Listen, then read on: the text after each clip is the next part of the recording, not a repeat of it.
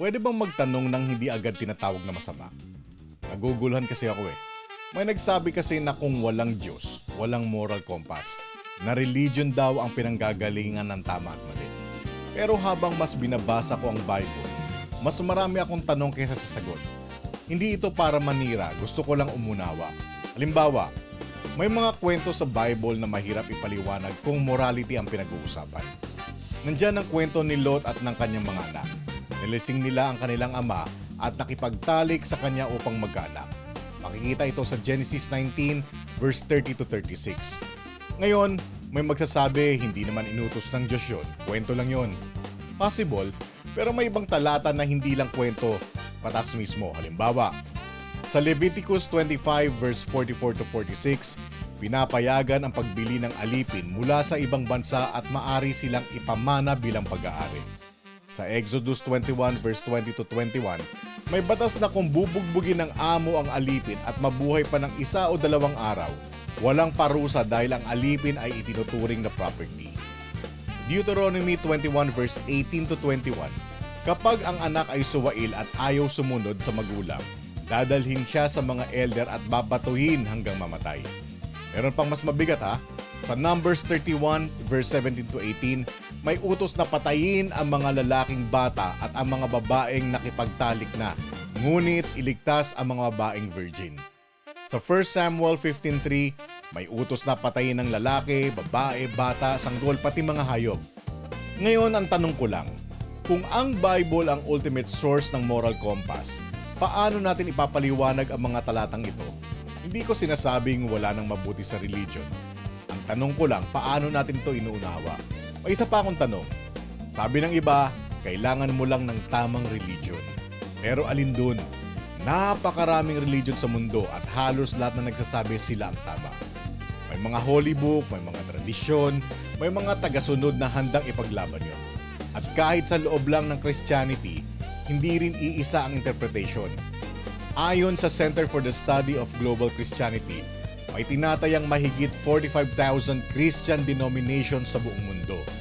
Ibig sabihin, kahit pare-parehong Bible ang hawak, napakaraming magkakaibang interpretasyon. May isa pang obserbasyon ha, kadalasan ang religion ng tao ay nakadepende kung saan siya ipinanganak. Kapag ipinanganak ka sa Pilipinas, malaki ang posibilidad na Catholic ka or Christian. Kapag sa India, malaki ang posibilidad na lumaki kang Hindu. Kapag sa Middle East, malaki ang posibilidad na Muslim. Kaya ang tanong ko, ang pinaniniwalaan ba natin dahil totoo o dahil iyon ang kinamulatan natin mula pagkabata? Kasi kapag universal truth, kadalasan pareho ang sagot kahit saan ka pumunta. Kung tanungin mo sa Pilipinas, 1 plus 1 equals 2. Kung tanungin mo sa China, 1 plus 1 equals 2. Kung tanungin mo sa Russia o Norway, 1 plus 1 equals 2 pa rin. Ganon din ang gravity. Kapag nahulog ka sa puno sa Pilipinas, babagsak ka pababa. Kapag nahulog ka sa Norway, pababa pa rin. Pero kapag religion ang pinag-uusapan, libo-libo ang magkakaibang sagot. Dito lalo ako naguguluhan Kasi ang Christian God madalas inilalarawan na may 3 katangian. Omnipotent, all-powerful, omniscient, all-knowing, omnibenevolent, perfectly good. Kung omniscient ang Diyos, alam niya ang lahat bago pa mangyari. Kung omnipotent siya, kaya niyang ipigilan ang anumang mangyari. At kung omnibenevolent siya, lubos siyang mabuti. Kaya ang tanong, kung alam mo na ang mangyayari bago pa ito mangyari, bakit mo papahihintulutan? Kung alam mo may mapapahamak, bakit mo pa gagawin? Kung alam mo na magkakaroon ng tukso, pagbagsak, pagdurusa at impyerno para sa iba, bakit itinuloy pa rin ang sistemang iyon?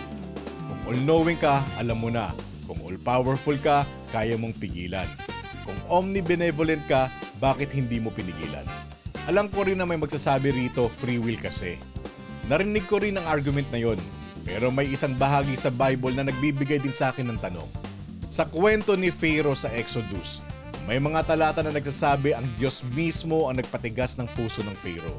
Sa Exodus 4:21, sinabi, I will harden his heart.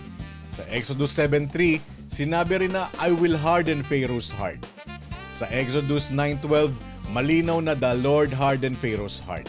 At sa Exodus 10:1, sinabi ulit na hinarden ang puso ng Pharaoh at ng kanyang mga opisyal. Ngayon dito ako nagtataka. Kung Diyos mismo ang nag-harden ng puso ni Pharaoh, nasaan ang free will doon? Kung pinatigas ng Diyos ang puso niya, paano natin masasabi na malaya siyang pumili? May paliwanag dito ang mga theologians. Oo, may nagsasabing matigas na talaga ang puso ni Pharaoh at pinabayaan lang ng Diyos yun. May nagsasabi ring bahagi iyon ng mas malaking plano.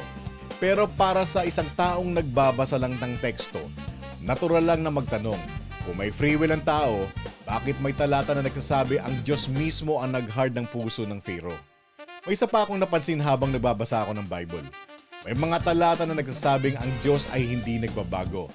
Sa Malakay 3:6, "For I, the Lord, do not change." Sa Hebrews 13:8, "Jesus Christ is the same yesterday, today, and forever." Sa Revelation 22:13, "I am the Alpha and the Omega, the beginning and the end." Kaya may tanong din ng iba, kung hindi nagbabago ang Diyos, bakit tila iba ang ilang kautosan sa Old Testament kumpara sa New Testament? Halimbawa ang genealogy ni Jesus. Makikita ito sa dalawang bahagi ng New Testament, Matthew 1:1-16 at Luke 3:23-38. Magkaibang listahan ng ninuno pagkatapos ni David. Sa Matthew, ang linya ay dumadaan kay Solomon. Sa Luke, dumadaan ito kay Nathan. May iba pang detalye na hindi pareho. Sa Matthew, ang ama ni Joseph ay si Jacob. Sa Luke, ang ama ni Joseph ay si Heli. May iba-ibang paliwanag dito ang Bible scholars, pero para sa ibang nag-aaral ng teksto, ito ay isang halimbawa ng complexity at biblical interpretation. At may isa pa akong tanong dito, kung ang genealogy ni Jesus ay ina-align kay Joseph, paano iyon magiging malinaw na batayan? Ayon din naman sa paniniwala ng marami, hindi si Joseph ang biological father ni Jesus. Hindi siya ang tunay na ama sa dugo, bakit doon dadaan ang linya? Ano ang logic doon? Legal lineage ba yun? Adoptive lineage ba yun? O symbolic lang ba? Hindi ko ito sinasabi bilang claim. Tanong ko ito. Kasi kung may makakasagot, gusto ko ring marinig ang paliwanag. May isa pang tanong tungkol sa Genesis. Sa Genesis 1, ang sequence ay tila plants, animal, humans. Pero sa Genesis 2, iba ang dating ng pagkakalahad ng kwento. Kaya doon din pumapasok ang tanong ng iba tungkol sa order ng creation. May nagsasabing Genesis 1 overview, Genesis 2 detailed narrative, possible, pero para sa ibang nagbabasa ng Bible, ito ay halimbawa kung paano maaaring magkaroon ng ibang narrative at perspective sa parehong aklat.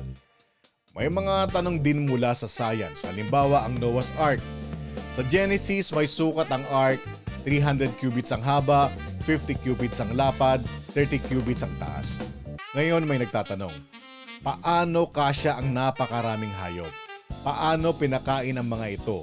Paano hinandle ang waste ng mga hayop? May iba na literal ang basa rito, may iba na symbolic ang tingin. May iba ring nagsasabing hindi ito tugma sa kasalukuyang geology at paleontology kung literal itong global flood.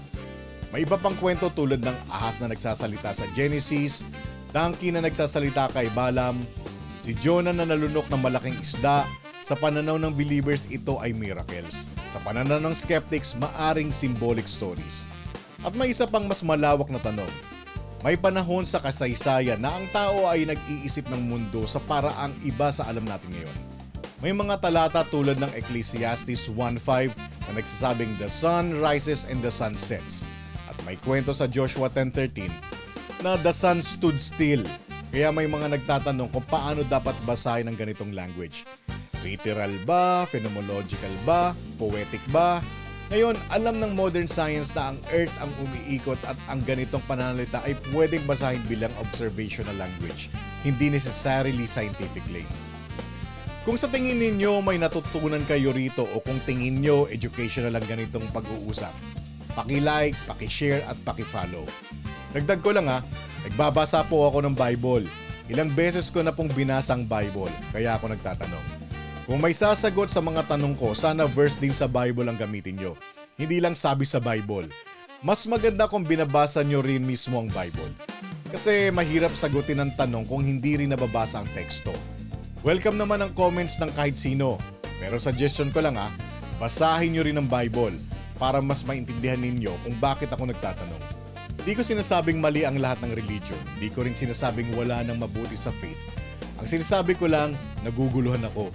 Kung may makakasagot sa mga tanong ko na to, sana masagot nga. Yun lang. Pero sana, argumento ang sagot, hindi insulto. Verse laban sa verse, paliwanag laban sa tanong, kayo ang judge.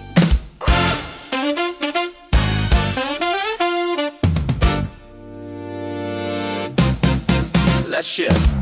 We bring back values, respect and pride.